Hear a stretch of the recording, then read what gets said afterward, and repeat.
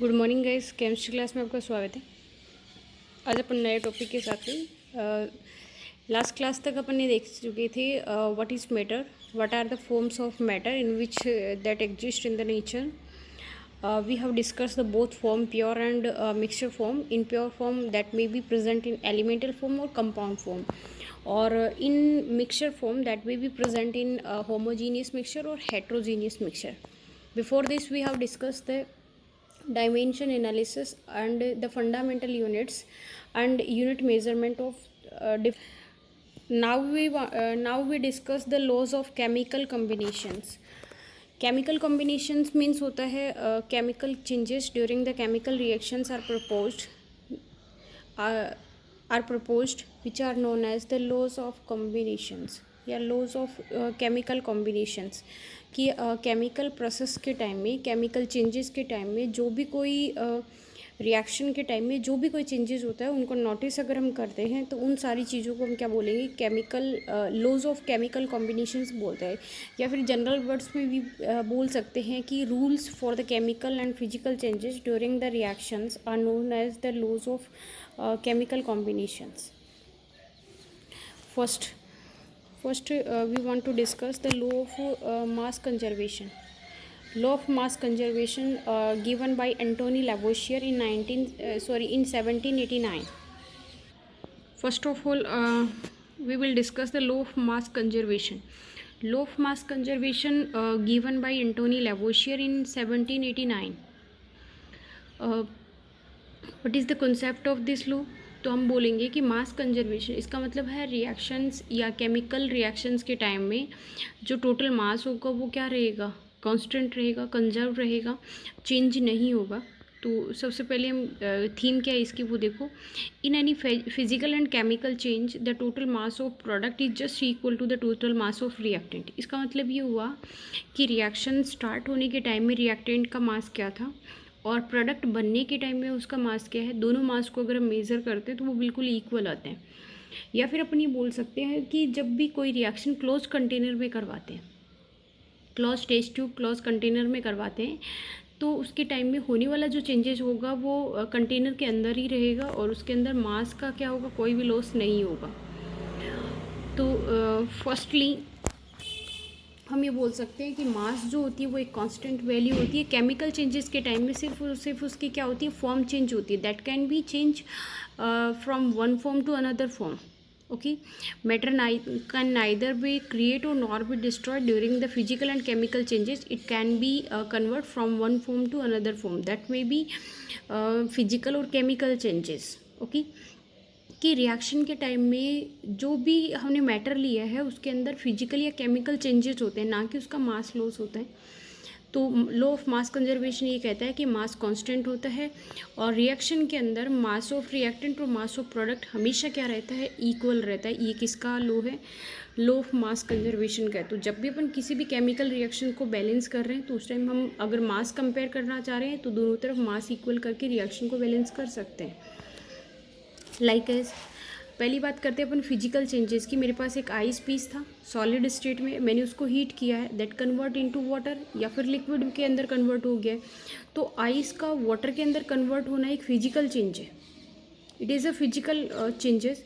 तो इस आइस का वाटर में कन्वर्ट होने के टाइम में कंटेनर अपना बंद है, तो जितना भी मैटर था वो सारा का सारा किस में रह गया, कंटेनर में ही रह गया. तो जितना जितना मास आइस का था उतना ही मास किसका रहेगा, वाटर का रहेगा. कॉमन सी बात है. दूसरा एक एग्जांपल देखो, लेबोरेटरी में कैसे पता चला कि law of mass conservation follow होता है या नहीं होता है. तो उसके लिए एक एग्जांपल था, ये एक ये एक एपरेटस है जिसके अंदर दो टेस्ट ट्यूब हैं जो आपस के अंदर क्या है, लिंक्ड है और कम्प्लीटली क्या है, ये फ्यूज्ड है, एक दूसरे के साथ में जुड़ी हुई है. इसके अंदर हम बोले तो वैक्यूम बोल सकते हो. बाहर से इस जो टेस्ट ट्यूब है इसका किसी से कोई रिलेशन नहीं है, कम्प्लीटली क्लोज सर्किट है.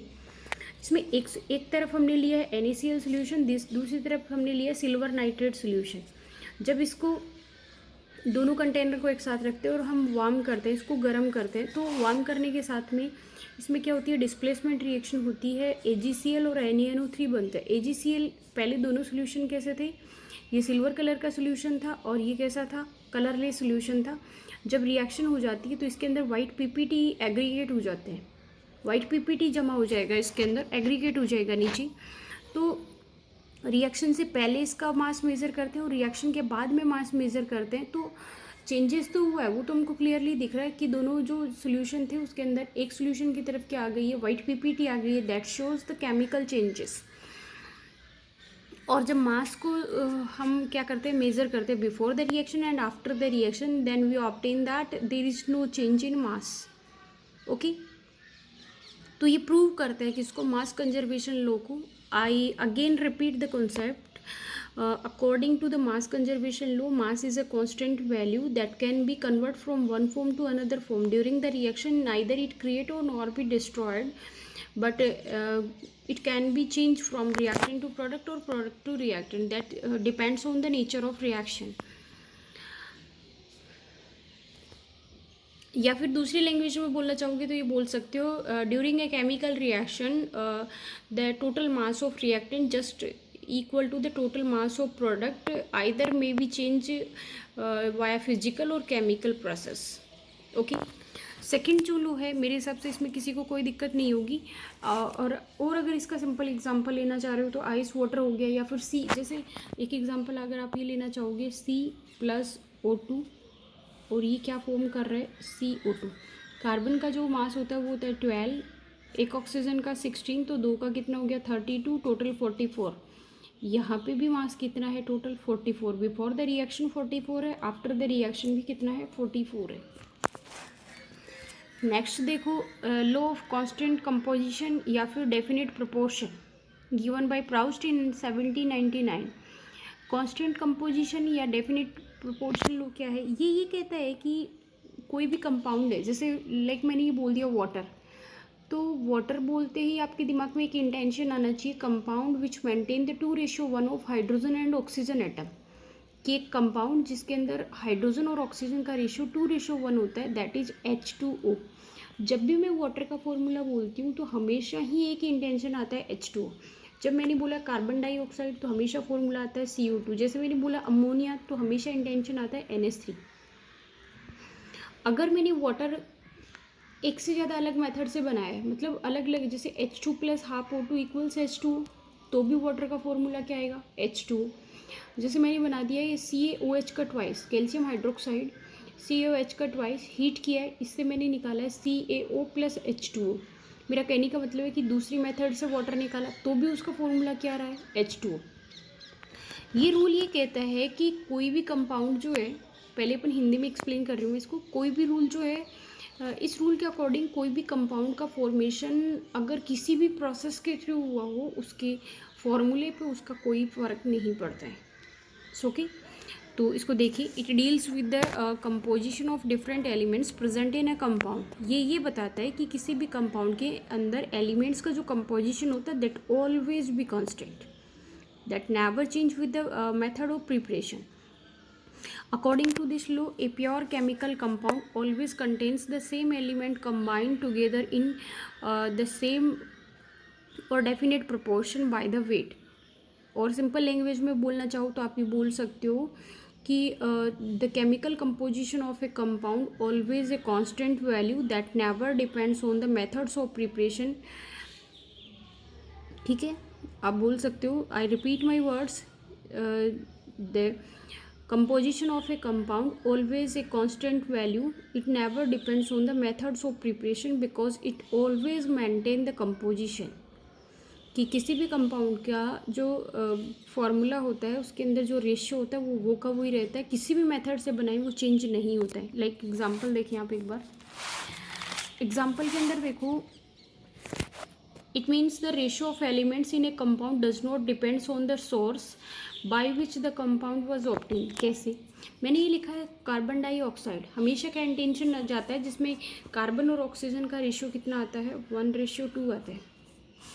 पहले हमने इसको प्रिपेयर किया है कार्बन + ऑक्सीजन, इससे मिली हमको CO2, देन इसका फॉर्मूले में क्या रहेगा 1:2 कार्बन ऑक्सीजन।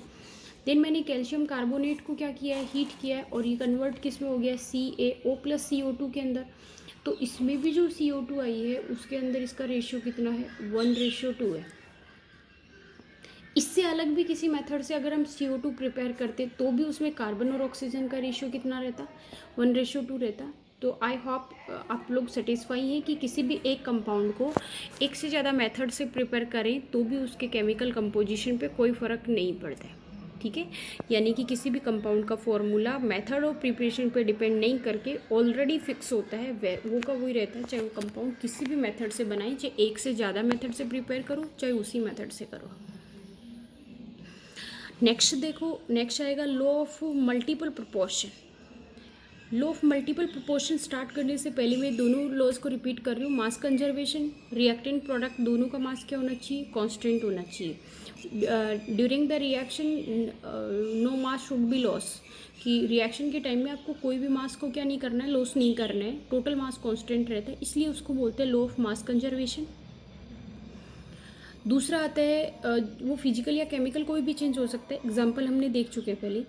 कांस्टेंट प्रोपोर्शन ये कहता है कि the ratio of combination of elements in A compound, कि किसी भी कंपाउंड के अंदर एलिमेंट्स का जो रेशियो रहता है that always a constant value that never depends on the method of preparation by which that is obtain, कि जिस मेथड से उसको बनाएंगे उसके ऊपर उसका रेशियो डिपेंड नहीं करेगा, उसका फॉर्मूला ऑलरेडी क्या रहता है, फिक्स रहता है, ठीक है। ये क्या था, कांस्टेंट प्रोपोर्शन लॉ था या डेफिनेट प्रोपोर्शन लॉ था। थर्ड जो आता है, थर्ड आएगा law of multiple proportion. Law of multiple proportion given by Dalton in 1803। Multiple proportion का मतलब देखो बहुत इंपॉर्टेंट लॉ है ये। According to this law, when two elements combine to form more than one compound, then the mass of one element becomes fixed while other elements present in the multiple number. क्या मैंने ये लिखा है कि मेरे को कार्बन मिला हुआ है, ठीक है, मुझे उसकी रिएक्शन ऑक्सीजन से करवानी है। पहली बार मैंने कार्बन के ऊपर लिमिटेड ऑक्सीजन के अमाउंट को फ्लो किया है, ठीक है, लिमिटेड अमाउंट में ऑक्सीजन को फ्लो किया है, तो मैंने C+½ लिखा है, तो मेरे पास कंपाउंड क्या बनेगा, CO, यानी कार्बन मोनोऑक्साइड। दूसरी बार मैंने कार्बन जो है उसके ऊपर मैंने रिक्वायर्ड जितनी अमाउंट है उसके अंदर ऑक्सीजन फ्लो किया है, तो मेरे पास कंपाउंड मिला है CO2। पहले क्या मिला था, C, और अब जो कंपाउंड मिला है वो क्या मिला है, CO2, ठीक है। दोनों ही कंडीशन के अंदर मेरे पास ऐसा कहीं नहीं लिखा हुआ कि कार्बन और ऑक्सीजन के रिएक्शन करने से हमेशा कार्बन डाइऑक्साइड बनता है या हमेशा ही कार्बन मोनोऑक्साइड बनता है। ये डिपेंड करता है कि हमने किस कंडीशन में प्रोवाइड किया उसको, उनका रेशियो क्या रहा है। तो जब हम दो कंपाउंड के अलग अलग कंपाउंड्स बनाते हैं, दो एलिमेंट के अलग अलग कंपाउंड्स बनाते हैं, तो उन कंपाउंड के टाइम, यानी कि ये जो कार्बन और ऑक्सीजन के अलग अलग कंपाउंड है, CO भी और CO2 भी, दोनों ही किसके, कार्बन और ऑक्सीजन के, तो कंबाइंड होते टाइम एक एलिमेंट तो रहेगा कांस्टेंट और दूसरा अपने मल्टीपल में जुड़ता जाएगा। कैसे, C के साथ O, ठीक है, दूसरे में भी कार्बन कांस्टेंट रह गया, पहला ऑक्सीजन 1 जुड़ रहा था, अब ऑक्सीजन कितने जुड़ गए, 2, ठीक है ना। या फिर इसको इस तरीके से पढ़ रहे हो, कार्बन की 12 मास रिएक्शन कर रहे थे, किसने के साथ, 16, इस बार 12 के साथ कितने रिएक्शन कर रहे हैं, 32। जिस भी मीन में आपको समझ में आए, दोनों ही बिल्कुल प्रॉपर वे हैं, कोई प्रॉब्लम नहीं है। तो जब दो elements, when two elements combine with each other and forms the various types of compound, then one element present in a constant and other present in the multiple, कि एक compound तो फिक्स रहता है और दूसरा अपने मल्टीपल की form में जुड़ता जाएगा, दोनों मल्टीपल नहीं होंगे, ठीक है। दूसरा देखो, एग्जाम्पल है नाइट्रोजन और ऑक्सीजन। नाइट्रोजन और ऑक्सीजन के अंदर हमने बहुत सारे ऑक्साइड्स देखे नाइट्रोजन के। एक बार के लिए मैं इसको भी 2 लिख देती हूँ ताकि कंपैरिजन में दिक्कत नहीं आए। 2 इसलिए कर रही हूँ कि यहाँ पे नाइट्रोजन कितना है, 2, यहाँ पे नाइट्रोजन कितना है, 2, यहाँ पे कितना है, 2, और यहाँ पे कितना है, 2, तो यहाँ पे भी कितना होना चाहिए, 2 होना चाहिए, ठीक है। अब देखो, 2 नाइट्रोजन का कॉम्बिनेशन कर रहे हैं, 2 के साथ ऑक्सीजन कितना है, 1, 2 के साथ ऑक्सीजन कितने, 2, ऑक्सीजन 2 के साथ 3, 2 के साथ 4 और 2 के साथ कितने, 5। क्या नोटिस किए, नोटिस ये किया है कि बहुत सारे कंपाउंड फॉर्मेशन के टाइम में नाइट्रोजन जो है वो तो कांस्टेंट रहा है और ऑक्सीजन अपने मल्टीपल की फॉर्म में जुड़ता हुआ जा रहा है। पहले 1 था, फिर 2 है, फिर 3 है, फिर 4 है, फिर क्या है, 5 है। समझ आई बात। मैंने कहा है कि केमिकल प्रोसेस के टाइम में ये क्या होगा कि एक एलिमेंट तो कांस्टेंट रहेगा, दूसरा अपने मल्टीपल की फॉर्म के अंदर ऐड होता जाएगा। इस लैंग्वेज में नहीं समझ पाते हो तो आप समझ सकते हो कि नाइट्रोजन का 28 मास रिएक्शन करता है, ऑक्सीजन का 16 का डबल, फिर ट्रिपल, फिर 4 टाइम्स, फिर 5 टाइम्स। ठीक है, अलग अलग मल्टीपल इसके साथ क्या होंगे, आपस में रिएक्शन करते हुए जाएंगे। तो होप्सो दोनों ही लैंग्वेज में कोई फ़र्क नहीं है। पहले में various type of compounds carbon oxygen से, कार्बन कांस्टेंट, ऑक्सीजन वेरिएबल। दूसरे में नाइट्रोजन ऑक्सीजन से, नाइट्रोजन कांस्टेंट, ऑक्सीजन वेरिएबल। ये कतई कॉन्सेप्ट नहीं बनानी आपको कि हमेशा वेरिएबल ऑक्सीजन होगा, नहीं, ऐसा भी कोई कंपाउंड आ सकता है जिसमें ऑक्सीजन तो कांस्टेंट हो और कोई वेरिएबल हो। ठीक है, मेरे कहने का मतलब है कि दो एलिमेंट्स में से एक कांस्टेंट रहेगा, दूसरा क्या रहेगा, मल्टीपल के फॉर्म के अंदर ऐड होता जाएगा। ठीक है, नेक्स्ट देखो, लॉ ऑफ रेसिप्रोकल प्रोपोर्शन या फिर law of equivalent proportion law आता है। सबसे पहले देखो, इस लॉ को किसने दिया था, रिचटर ने दिया था, 1792 के अंदर दिया था। According to this law, when two different elements combined separately with the fixed mass of the third element, the ratio of in which they combine may be same और multiple ratio in which they are combining. ये तो language आपको याद रखनी है। क्या कहना चाह रहे हैं, क्या मतलब है इस बात का, वो सुनो। जैसे मैंने दो एलिमेंट लिए, एक कार्बन है, एक ऑक्सीजन है। कार्बन और ऑक्सीजन दोनों किसी तीसरे एलिमेंट के साथ रिएक्शन कर रहे हैं। तीसरे का मतलब ये है कि कार्बन भी कोई एलिमेंट बनाएगा हाइड्रोजन के साथ, और ऑक्सीजन भी एलिमेंट बनाएगा हाइड्रोजन के साथ। तो ये जब अलग अलग कंपाउंड्स बना रहे हैं, तो ये जो बनने वाले कंपाउंड्स होते हैं, ये जब ये आपस में कोई कंपाउंड बना रहे हैं, आई रिपीट माई वर्ड्स, दो अलग अलग, when two different elements combined with the third element, then the compound which is made up of by both elements may be same और मे बी डिफरेंट और may B inverse ratio. क्या कहा है मैंने, दो एलिमेंट आपस में किसी तीसरे एलिमेंट के साथ में मिलकर के कोई नया एलिमेंट का फॉर्मेशन करते हैं, तो उस एलिमेंट को बनाते टाइम जब उनका आपस में कोई कंपाउंड बनाए तो उसके अंदर जो रेशियो रहेगा, जैसे 1:2 बनाए आपस के अंदर, इसका इसके साथ नया बना वो CH4 बनाए, इसका इसके साथ बना वो H2O बनाए, तो ये रेशियो क्या हो सकता है, सिंपल रेशियो होगा। या तो रेशियो सेम हो सकता है, या इसका मल्टीपल हो सकता है, या फिर इसका रिवर्स हो सकता है, लेकिन होगा किसमें, सिंपल रेशियो में होगा।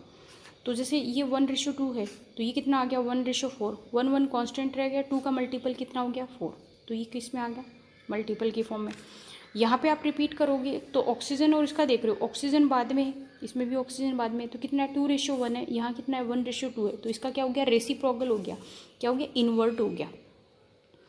तो यही रूल है, क्या या तो सिंपल हो सकता है, या उसका मल्टीपल हो सकता है, या उसका रेसिप्रोकल हो सकता है। ठीक है, तीसरा देखो, ये आया कार्बन और सल्फर, दो अलग अलग एलिमेंट्स है, किसी तीसरे एलिमेंट के साथ रिएक्शन कर रहे हैं, तो इनसे बना हुआ जो कंपाउंड होगा वो इनसे बने हुए कंपाउंड का देखो 1:2, 1:2, सिंपल सेम रेशियो हो सकता है। इधर से इधर भी बना तो सेम रेशियो भी हो सकता है। यही बात करिए कि अलग अलग जो कंपाउंड्स बन रहे हैं वो उन दोनों के बनने वाले कंपाउंड के साथ में या तो सिंपल रेशियो में होगा, या मल्टीपल रेशियो में होगा, या रेसिप्रोकल रेशियो के अंदर प्रेजेंट होगा। नेक्स्ट एग्जाम्पल ये, ठीक है, बिल्कुल सेम रहेगा ये भी। तो आज मैंने केमिकल लॉज पढ़ा है, बहुत इंपॉर्टेंट टॉपिक है बेटा ये आज का।